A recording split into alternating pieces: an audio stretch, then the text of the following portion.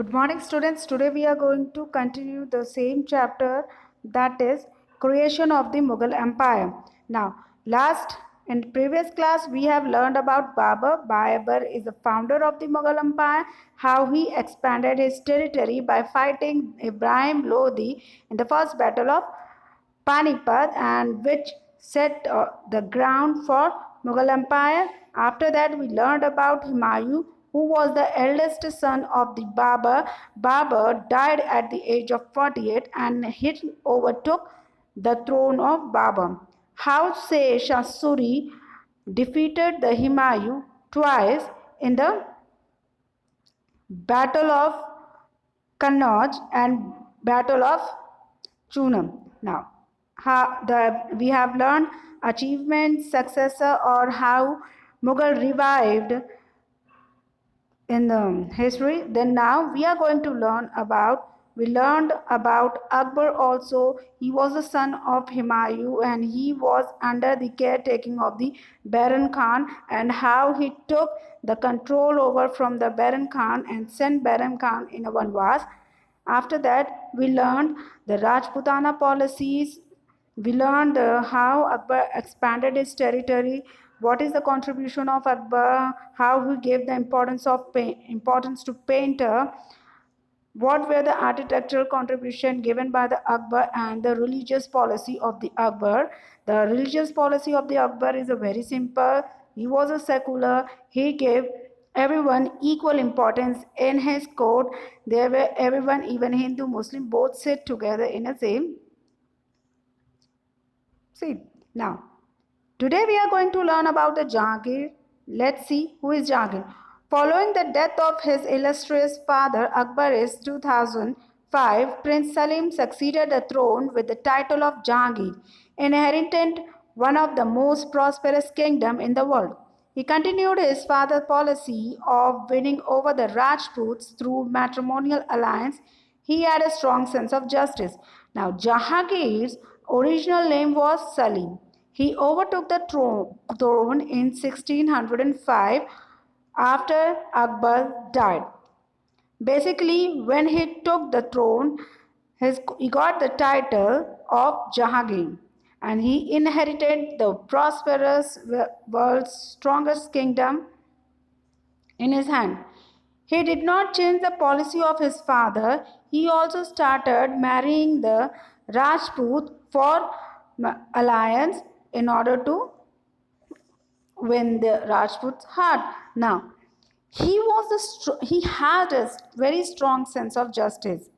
Now, let's see what were the challenges Jahangir was facing. Now, revolt by his son Prince Khosrau in alliance with Rajman Singh at Lahore, strained relationship with the Sikhs because Guru Arjan Dev was executed for supporting Prince Khosrau in rebellion.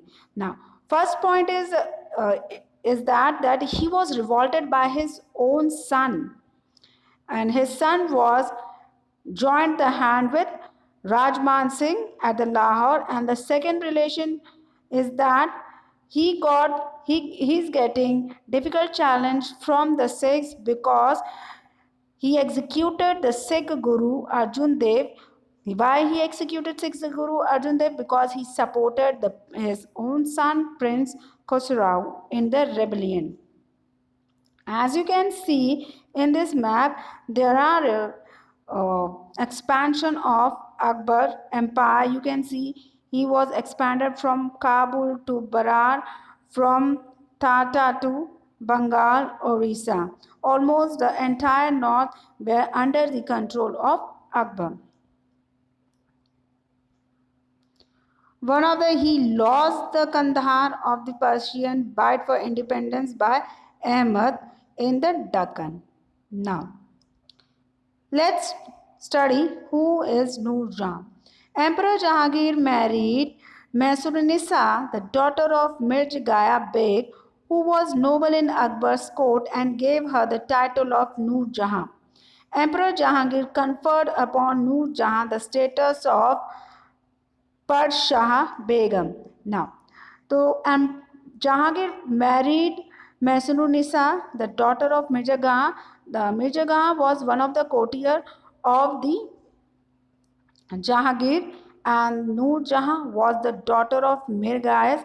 Now, Noor Jahan got this title from the Akbar once he got married from the Jahangir once he got married to the Jahangir, and he got the status of Padsha.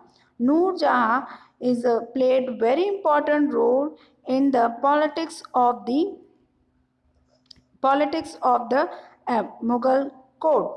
He played the dominant and dynamic role in that court. Nuja's position can be gauged from the fact that her name appeared on all farmans along with the imperial signature, and coins were struck in her name. Jahangir died in 1627 was was succeeded by Shah Jahan after Jahangir's death. Noor Jahan retired from the court life and died in 1645. Now, as you can see, or as you have already learned in this paragraph, कि Noor Jahan has a very strong position in the court. In almost in all the farmans, her name was there with the imperial signature. Even the coin was published by his name, issued by his name only. After once Jahangir died in 1627, Noor Jahan retired and Shah Jahan overtook the Mughal emperor court. Relation with the European. In the beginning, Jahangir had friendly relations with the Portuguese, but the policy of piracy resulted in the withdrawal of concession granted to them in the first half of the 16th century. The English ruler James I sent two ambassadors, Captain William Hawkins and Sir Thomas Rao, to gain trade concession from Jahangir. He gave the English permission to set up a trading factory at Surat. Now, what were the relation? Jahangir has a very friendly relation with Portuguese, but once he found out that Portuguese was cheating on Jahangir, he stopped granting the concession to the Portuguese. And by that time, the English ruler, whose name was James I, first sent his to captain in order to gain the trust of the Jahangir and the concession. And in this way, English got the permission to set up first trading factory at Surat. And this is the stepping stone for East India Company. And through East India Company, British came to India and conquered the major part of India, or we can tried colonized India.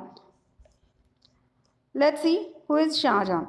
Shah Jahan, Prince Khurram, ruled from 1628 to 1658. He was a great general and undertook the following military campaign to extend his empire. He defeated and killed the chief chieftain of Bundelkhand, Raja Jujhar Singh, in 1636. He annexed Ahmednagar, ruled by Nizam Shahi dynasty, and forced Bijapur Golconda to accept Mughal suzerainty, which they had always resisted. He controlled the Portuguese and ousted them from Hooghly in Bengal. He set his army to Balkh and Badashah Khan in Central Asia to reconquer the old territories of his ancestor. Balkh and Badakhan were annexed in 1646 but were soon lost. He sent a powerful contingent to Kandahar under his son Aurangzeb to fight the Persian. However, his Kandahar expedition failed miserably because of the superior artillery of the enemy. Shah Jahan region is known for great architectural activities and economic prosperity. In fact, his region has been described as the golden age of the Mughal Empire. Now, the Shah Jahan time was known as the golden age of Mughal Empire because Shah Jahan contributed the great role in the architectural activity. He was a great ruler, he was a great general. He overtook the throne in 1628 once Jahangir died.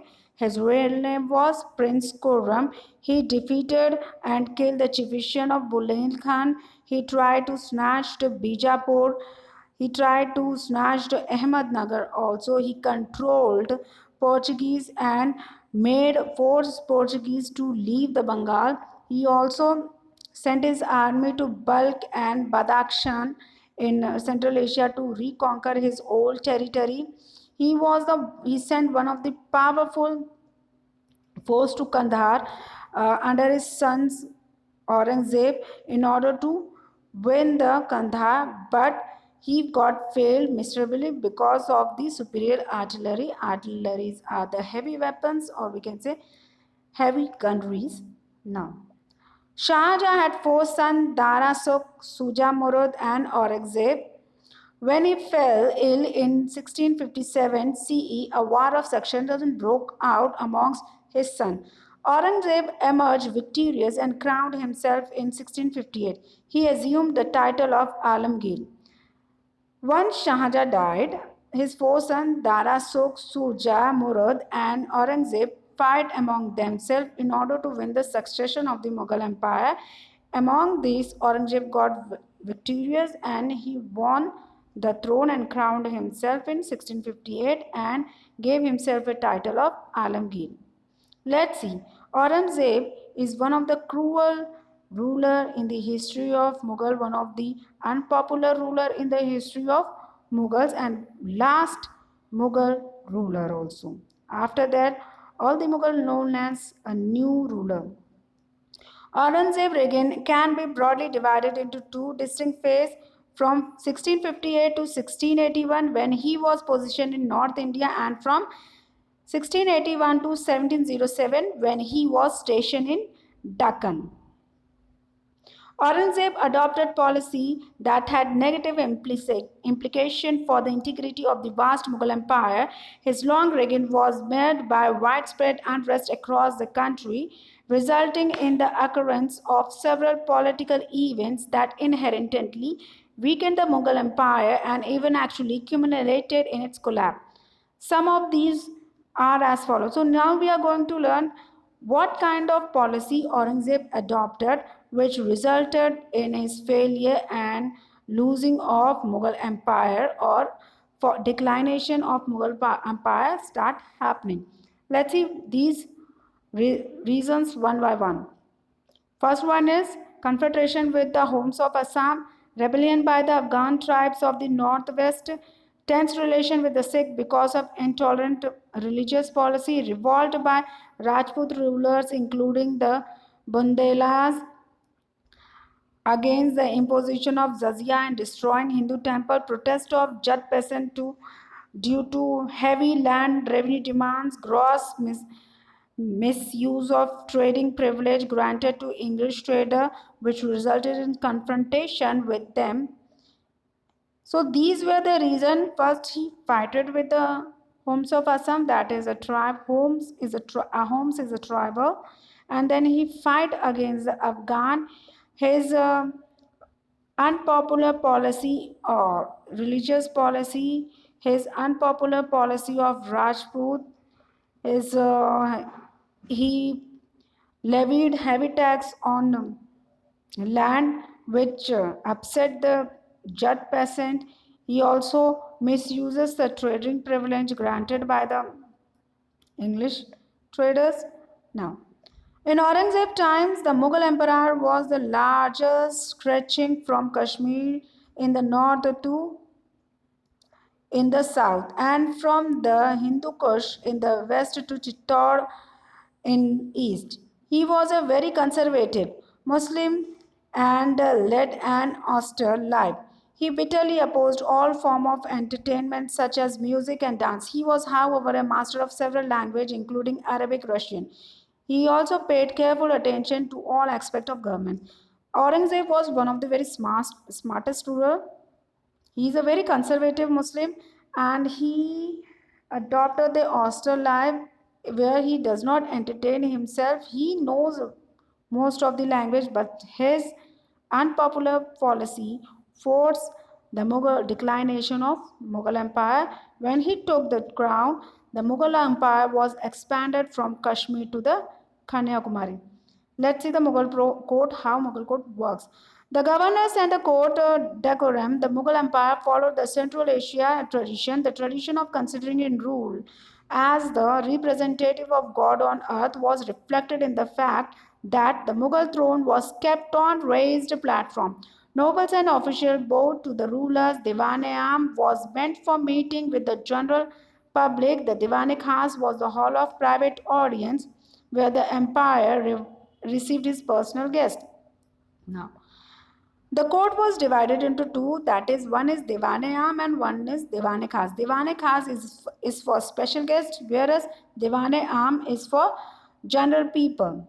The decoration was brought from the Central Asia.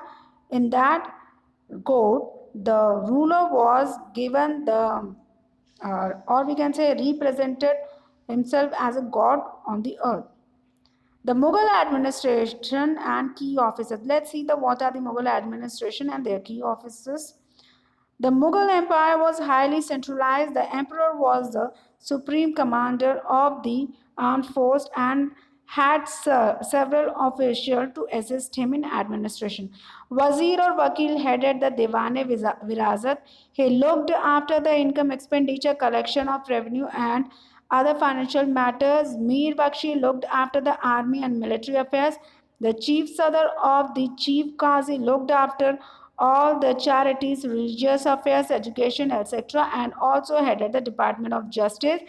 The Khane Saman looked after the imperial household. The Daroga Dak Chowki was in charge of the imperial post. The Mir Atish supervised the artillery. The Diwane Tan looked after matter relating to Jagir. The Daroga Takshal was the supervisor of the royal mint. Let's see the division of how Mughal Empire divided. Mughal Empire was divided into subas, and these subas under the charge of subedar or governor. Then these subas again divided into sarkars. Then sarkars again divided into pragnas, and pragnas consisted of number of villages. The villages administration was looked after by the panchayat. Let's see the Mansabdari system. One of the most important significant features of Mughal administration is Mansabdari system. It was refined from the Ekta system of the Delhi. Mansab means rank or position in Arabic. It was a graded system and not hereditary. Every officer was assigned Mansab and was called Mansabdar. Usually, a Mansab entered a service at a low rank but arose to higher rank through promotion on the basis of loyalty and service. His rank depended on the number of horsemen he would maintain. Mansabdar formed the ruling group in the Mughal Empire. They were expected to maintain a fixed number of elephants, camels, and carts. In times of war, the king mostly used the troops of Mansabdar. He had also an army of well-trained soldiers to avoid direct threat to himself. Some Mansabdars were paid in cash while others revived Jagirs. They maintained their expenses through the income from Jagirs. Agrarian relation. Akbar's revenue minister Raja Tormal was the chief architect of his land revenue system. He introduced a system known as Todarmal's Bandobast. The state's land was called Khalisa. It was divided into different categories as per its produce and fertility. The four main categories of land were Palaj, Parauti, Chachar, and Banjar. The Pullage was the category of fertility land which was always cultivated. Parauti was land kept uncultivated or fallowed for 1 to 2 years to regain fertility. Chachar was the land kept fallow for 3 to 4 years to regain fertility. Banjar was the lowest quality of land which was not cultivated at all. Bigha was the unit of land which was measured with the help of bamboo stick. The state share with one third of the average produce, which could be paid in either cash or kind. Let's see the major literary source for the Mughal period.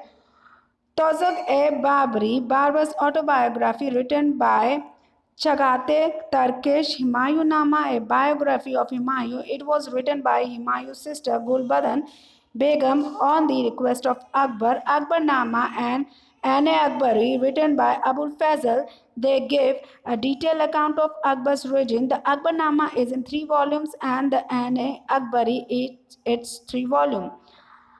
Buntakhab ul Tariq was written by Badani Tazuk-e-Jahangiri, the autobiography of Jahangiri. Badashah Nama, written by Abdul Hamid Lahori. Fatuhat Alamgiri, written by Isar Das Nagar, accounted by foreign, was visited in India during the Mughal period, such as Alf Fitch, William Hawkins, Sir Thomas Rao, Peter Munday, Travanier, Nicholas Mancuni, and Franciscus Brenier provided us with the very interesting information about the Mughal Empire. And that's all for the today. We have completed this chapter. We have learned who is Babur, how the expansion of Mughal happened, what were the role of the Akbar, and so on. That's all for today. Have a good day. Have a nice day.